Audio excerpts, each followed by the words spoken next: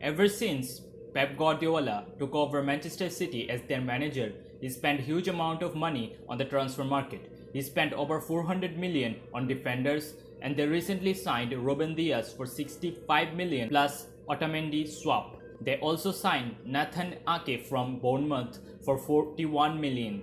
Also, to improve their attack, they signed 20-year-old Ferran Torres.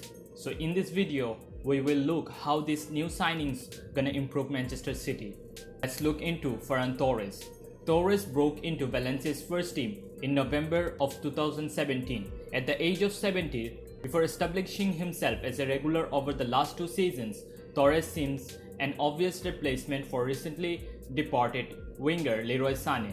He will join Raheem Sterling as one of the only two natural wingers in Pep Guardiola's squad, offering more tactical flexibility, not to mention width. After City were fairly limited in the wide areas during the 2019-20 season, at Valencia, Torres played in four different positions: left and right midfield, right attacking midfield, and center forward.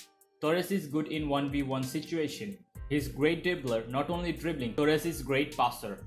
Torres is good without the ball. He can give good movement without the ball. Torres can be seen as a traditional winger who will take on his man and create something out of nothing when charging towards the final third. Torres has 1.6 dribbles per game in La Liga 1920 season and 2 dribbles per game in Champions League. This figure have grown as Torres has developed even further and are now on par with some of the best players in his position, as he complete 50.6% all the dribbles he attempt, meaning that on average he successfully beats his maker just over 2 times per game. He uses his dribbling in different situations and with a different purpose. Sometimes he uses his ability to create space for build-ups and progression and for create chances and direct threat to opposition goal. Although he is an attacker by nature, but he dropped deep to build up and progress to the game. Sometimes he even dropped into his own half to take the ball and create chances for team. His dribbling ability let him break the first lines of opposition pressing tactics and bring the ball forward. Torres drops deep, receives the ball, dribble past his opponents who try to snatch the ball from him. Not only this, Torres is rapid. He uses pace and acceleration to carry the ball all the way to opposition final third, and then he serves the ball to his teammates. That's why he has 0.7 key passes at La Liga 1920 season and 1.7 key passes at Champions League. 20-year-old attacker don't shy while going 2v1 situation. He uses his dribbling ability to create space for him to carry the ball further rather than just pass the ball backwards.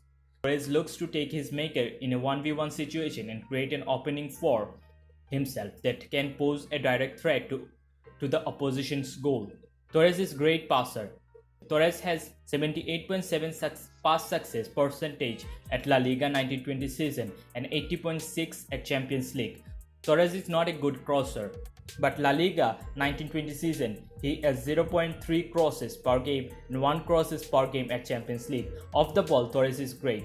Many times in the league, Torres makes dummy runs to create spaces for his teammates. He also makes great runs to create space for himself. Final thing about Torres is his weakness. In league, whenever Valencia drops into their defensive shape, 20-year-old always remain higher up the pitch. Torres is not a kind of player who will give his teammates defensive support. His defensive contribution is low. Move to Nathan Ake. Ake joined Chelsea at age of 15, but never got enough chances to be a regular at London club. After playing under Eddie Howe for 121 Premier League games, Ake developed into an experienced player for the Cherish. As a left-footed player, it is very normal to see his activity focused on the left half of the pitch, but the covered regions is quite large, as he is also comfortable moving out to the flanks, having played as a fullback during his career as well. Ake also spent time playing as defensive midfielder, and because of that, City are getting a versatile player who could do a job in quite a few roles for them. In Guardiola's teams, every player has to be able to move the ball into advanced areas. Bournemouth play the similar way, which means Ake already has some practice of playing in a progressive style. We compared the final third passes per 90 and progressive passes per 90 of all Premier League centre backs this season. Two metrics measure the ability of a player initiate the attack and deliver the ball into dangerous zones.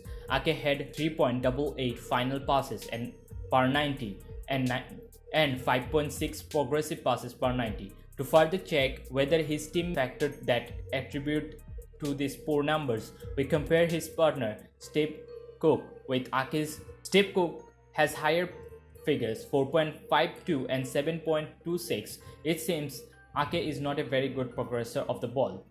Ake is not a center back who always steps out, but when he does, he seldom commits himself fully. The Dutch center back seldom sprints in at full speed, as this would make it too easy to bypass. Instead, he keeps his knee bent to able to change direction quickly if needed. This is the vital attributes when he getting out of the defensive line. Spaces can be available behind and potentially can be exploited by opponents. We have seen Otamendi and Johnstone being in this example. Ake stepped out, but he soon realized midfielder is also pressuring the target, so there is no need to stick and goals given and space behind the defense. Ake is always ready to change his direction if the situation demands. Ake possesses some defensive qualities that Otamendi and Stones do not have. Although he might not be starting as a centre back regularly, his adaptability to different position, availability across the campaign will be reinforcement for Pep's team. When they lost 5-2 to Leicester City, Manchester City announced the signing of Ruben Dias from Benfica in a swap deal with Nicolas Otamendi. It was a 65 million euros deal for the Portuguese centre back. Otamendi went for 30.7 million euros to Benfica. His height is 6 foot 2 inches and he is 23-year-old. Most of the time, Benfica used the formation of 4-4-2 and 4-4-1-1. Diaz is a really strong defender, and being in the centre back position helps the team on both sides. He sometimes defends on the right, sometimes defends on the left. He has 68 accurate tackles, more than 100 clearance in the whole season. He is very strong aerially and aggressive defender. Without getting on the wrong side of referee's whistle, he has more than 50% successful aerial duels throughout the campaign. Ruben Dias also helped to create a lot of attacks. He was the engine for creating attacks for the center as well as from the wings. He has 86.1% successful passes. They are all over the ground. He is not only plays in the center but also supports the wing. His long passes have a 93.2% successful rate. Benfica had a very strong defense which was helpful in attack also. Diaz was given the debut against Leeds United in Premier League. The formation was 4-3-3. At the same time, the formation was 4-2-3-1. Diaz given the number 3. He played with Laporte. He was the right centre back where Laporte was left centre back.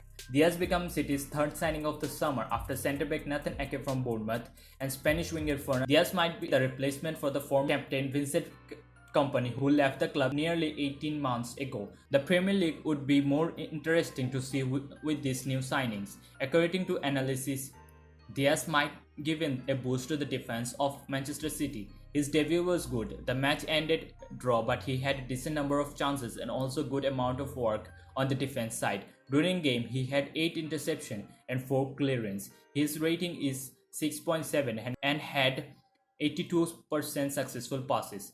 That's it for today. Thanks for watching this video. If you like this video, then hit the like button and subscribe for more football related content. Till then, goodbye.